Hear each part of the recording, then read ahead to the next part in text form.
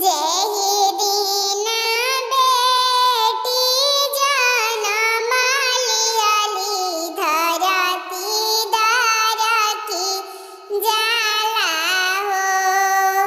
जेहिदीना बेटी जनमाली अली धरती दरकी जाला हो। आमा के छतिया धड़की जलाइता बेटी पाहुना हो। चाची के छतिया धड़की जलाइता बेटी पाहुना हो। जब बेटी भइली सयानवा तो पापा निरेखेनी हो। अब बेटी भइली सयानवा तो बेटी ससुर जइहे हो। अब बेटी भइली सयानवा तो बेटी ससुर जइहे हो। देशा देशी पापा बरवा खोजेनी खोजी खोजी हारेनी हो। कतहूँ ना मिलेला ऊ देश जहाँ बड़ सुंदर हो।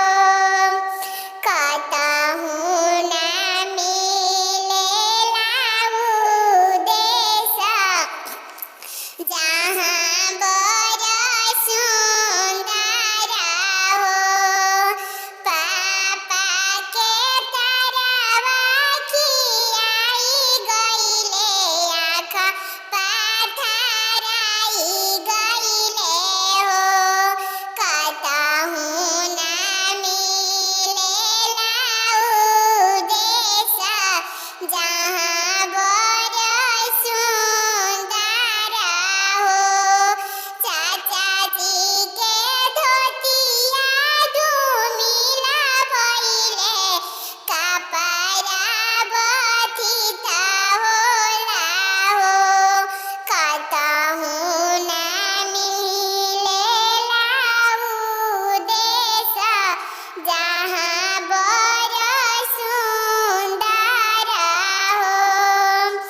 खोजी खोजी पापा बरवा आवेले मन मारी बैठेले हो।